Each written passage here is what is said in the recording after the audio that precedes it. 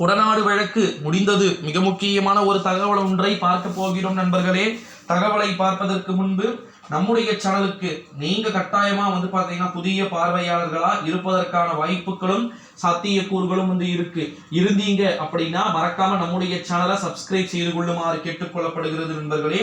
அப்படி என்ன அறிவிப்பு வெளியாகி இருக்கிறது அப்படின்னு பாத்தீங்கன்னா 2024ஆம் ஆண்டு நாடாளுமன்றத்துடைய தேர்தலை பொறுத்த வரைக்கும் வெற்றியை பெறக்கூடிய ஒரு சூழ்நிலையில இருக்கக்கூடியது யார் என்ற ஒரு எண்ணம் பாத்தீங்கன்னா இருந்து கொண்டிருக்கக்கூடிய ஒரு சூழ்நிலையிலே கொடநாடு வழக்கு, ஓகேங்களா, ஓம் பகதூர், அதுக்கப்புறமா பாத்தீங்கன்னா நிறைய பேரை உள்ளடக்கிய ஒரு கேஸ் இஷ்யூவா பாத்தீங்கன்னா கொடநாடுடைய கேஸ் இஷ்யூஸ் போச்சு.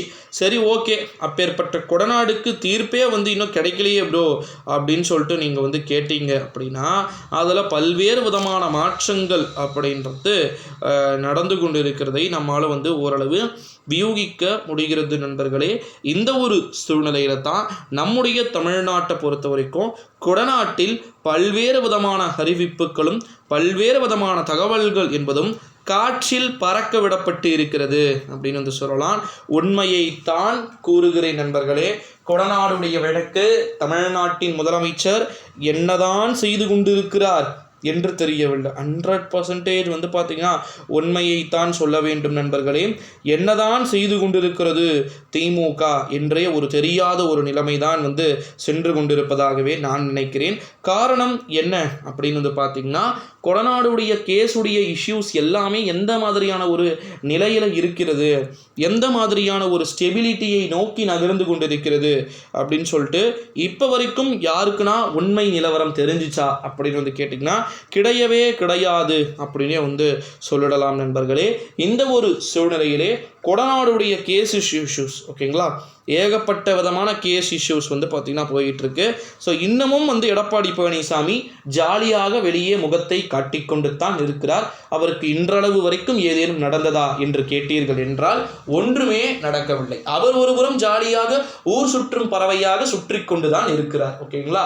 அங்கே இருக்கக்கூடிய அந்த துறையிலேயே இருக்கக்கூடிய துறை சார்ந்த அமைச்சர்களே பெருசாக எந்த விதமான எதுவுமே பண்ண மாட்டுறாங்க. அதில் எனக்கு ஒன்றுமே புரியல, ஓகேங்களா. சீரியஸாக கொடநாடுடைய வழக்கில் இவர்களெல்லாம் எப்படித்தான் வெளியே இவ்வளவு ஹாயாக சுற்றி கொண்டிருக்கிறார்கள் என்ற எண்ணம் நமக்கே வரும். அந்த அளவிற்கு ஜாலியாக சுற்றி கொண்டிருக்கிறார்கள். புகழேந்தி தெரியுமாங்க? அதாவது பார்த்தீங்கன்னா ஓ பன்னீர்செல்வத்துடைய அணியில் இருக்கக்கூடிய ஒரு புகழேந்தி அவர் சொல்கிறாரு, நீங்கள் இன்னும் என்ன பண்ணிக்கிட்டு இருக்கீங்க அங்கே பார்த்தீங்கன்னா என்ன சொல்கிறதுனே தெரியாத அளவிற்கு அவங்க அவங்களுடைய ஆக்டிவிட்டீஸ்லாம் போயிட்டுருக்கு. இன்னமும் பார்த்திங்கன்னா நிறைய விதமான விஷயங்களை பார்த்திங்கன்னா மாற்றாம தான் இருக்கிறீங்க அப்படின்னு சொல்லிட்டு சொல்லப்பட்டு கொண்டிருக்கிறது நண்பர்களே. இந்த ஒரு சூழ்நிலையிலே நிறைய விதமான விஷயங்கள் அப்படின்றது நடந்து கொண்டிருக்கிறதை நம்மால் ஓரளவு வியூகிக்க முடிகிறது. ஸோ அவர் கொடநாடு வழக்கை பொறுத்த வரைக்கும் இப்போலாம் கைதாக மாட்டார், எலெக்ஷன் ரிசல்ட் வரும், அதாவது சட்டமன்ற தேர்தல் நெருங்கும் போது ஏற்கனவே அதிமுகவுடைய கதை அழிஞ்சு போன நிலைமையில் இருக்குது.